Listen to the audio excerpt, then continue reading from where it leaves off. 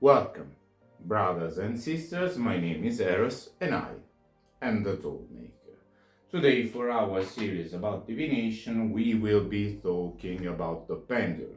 So, what do I mean with a pendulum? A pendulum is probably exactly what you think about when I say a pendulum. So, a mechanical pendulum, a weight at the end of a string, usually.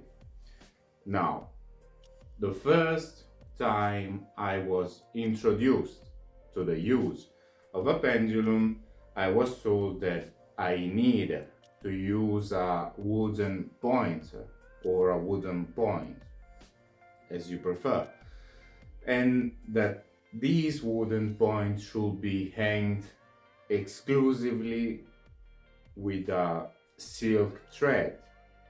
Of course, it should never be a chain and should never have strange shaped points. That's why I immediately choose my pendulum that, as you can clearly see, is hanged by a chain and has a quite strange point. Now, what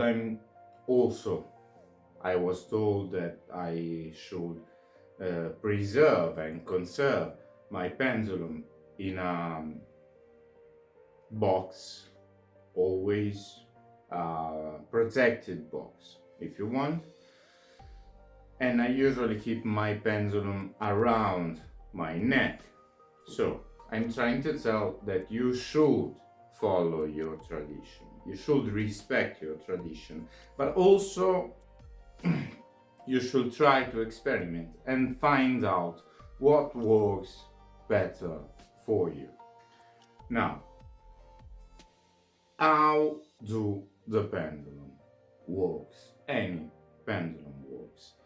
Our pendulums works through micro movements. Now,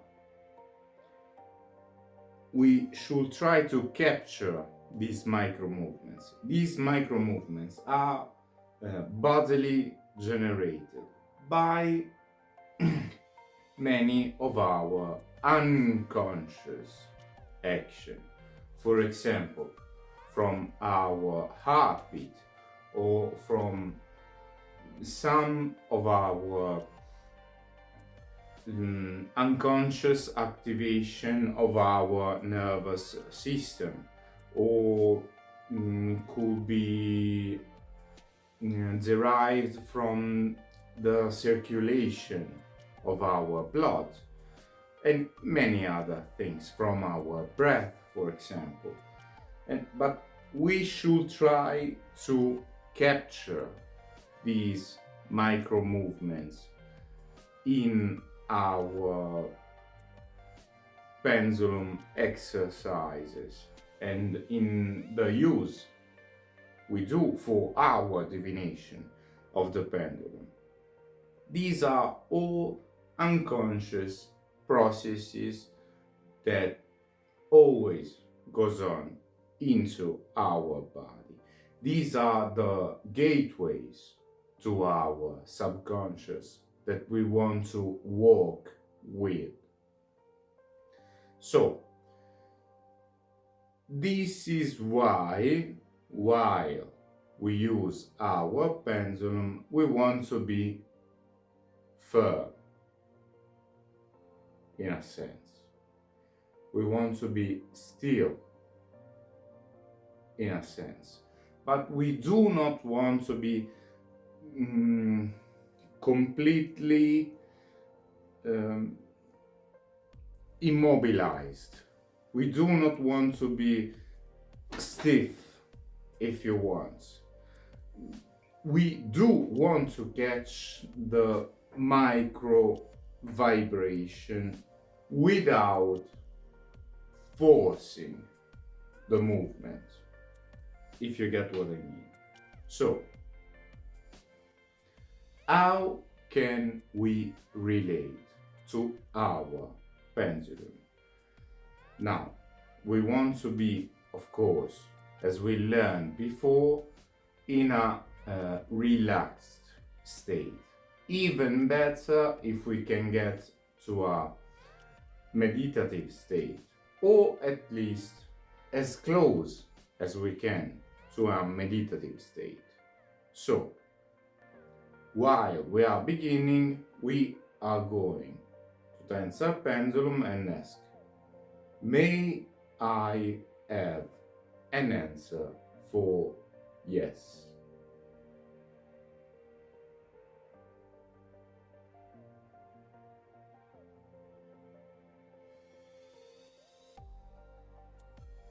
I don't know if you can get the movement of camera, of course, but I will try to do my best to do so. Then we will ask, may I get an answer for no?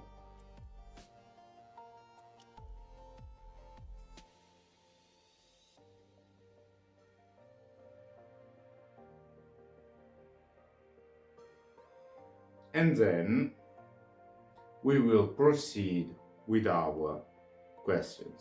Now, I've worked with this pendulum for many years, and he always gives the same answers. So I usually ask for these kind of questions, these introductive questions, if you want, as a formality, as a sign of respect, if you want.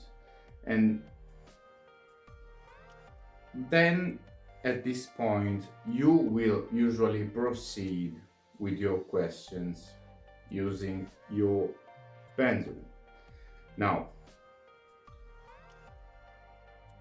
I advise you to patiently wait for your responses and to always ask questions that can be potentially answered with a yes or no answer. So,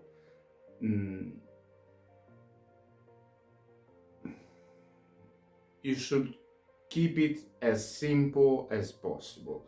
And also, you should, just like we do in meditation, questions should be asked without expectation of results, because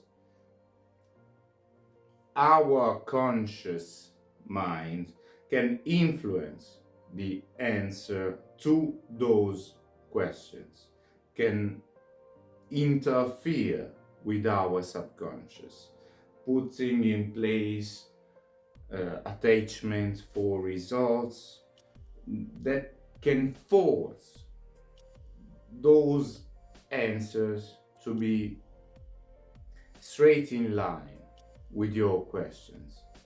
So my advice is to be, while reading your pendulum, is to be relaxed, ask the question, and listen to the answer without expectation. Now, once you find your pendulum, and please do remember our previous series on meditation, keep calm, empty your mind, ask your questions, and listen to the answers without expectation. Now, you may ask me, how do I find my pendulum? You have three completely different options. The first one is to simply buy it. Now, check first your local occult stores or apothecaries if you want, or you can even look around for many occult stores, even in different cities or even online. So, but first I want you to check the physical stores so you can physically see the pendulum. Sometimes you can even touch it and feel it on hand if the shop or the apothecary allows it. It depends on the dispositions and what they can do for, especially for some rare pendulums. If no local shop is available to you, you can shop online, of course. And in that case, since you can't feel it in hand, you should follow your personal taste and your personal intuition. Now, the second choice you've got is to, just like I did, to use personal items of relevance. Of course, again, just like I did, to build your pendulum. Maybe choosing a particular item and then changing the string or the chain if you need to do so. For example, the chain of my pendulum is the one of another pendulum hanged by my brother's neck. Now, a completely different approach, and the third one that we will discuss, also the last one, is to build your own pendulum, especially if you are inclined to artisanal projects. So I do recommend to build these kind of pendulum things that you can find in nature, and then you should work on them to forge a pendulum. Of course, as always, leaving proper offerings, and in our tradition, those could be food offerings or leaving 7 coins where you harvest the materials for your pendulum. Now, once you have found your pendulum, remember always to purify it and consecrate it. We've discussed purifying and consecrating before, but we will do it again more specifically in a future video. In this case, let's start with purification. I do recommend, in this case, a fumigation with incense. I ain't got incense here in this case, so you do not want to bury it underground or passing it through fire, aside of some specific situation. But fumigation is the kind of purification that will ruin your pendulum less. Let's put it this way. So what we want to do is applying a purification, but also not only in an elemental way, but also in a visualized way. So we want to visualize a great white light coming inside us,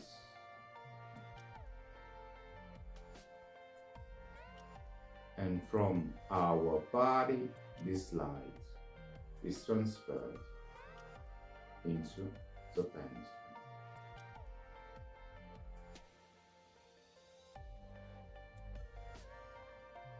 Of course, while we are working with a fumigation, at least this is my recommendation. Now, Of course, this process should be repeated periodically, if you want, as a mean of charging of your pendulum.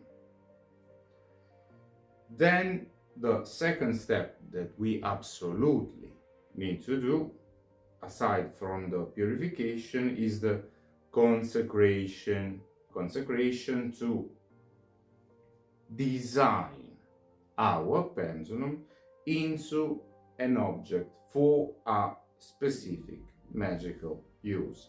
In this case, divination. For our consecration, as a brief guide, we will get into a meditative state. We are not going to ask any questions, also in this case. We will, at least we want to get in a relaxed state. Then, again, calling this bright light from the universe inside us and projecting this energy inside of our pendulum, we are going to visualize the pendulum while holding it, of course, while keeping it in our hands. And we are going, especially we are focused on the pointer in this case. We are going to visualize the pendulum giving answers to our questions in a clear and immediate to understand way.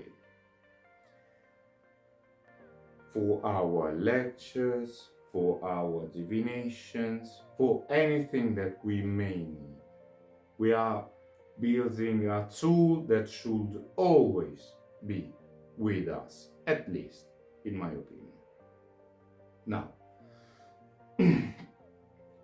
I will see you for this series, and especially for what we still need to talk about with the pendulum in the next video for part 2 for more information. And in that part you will also find some tricks, some tips and exercises that we may want to do. So for now, I deeply thank you for your kind attention, and may eternal light shine.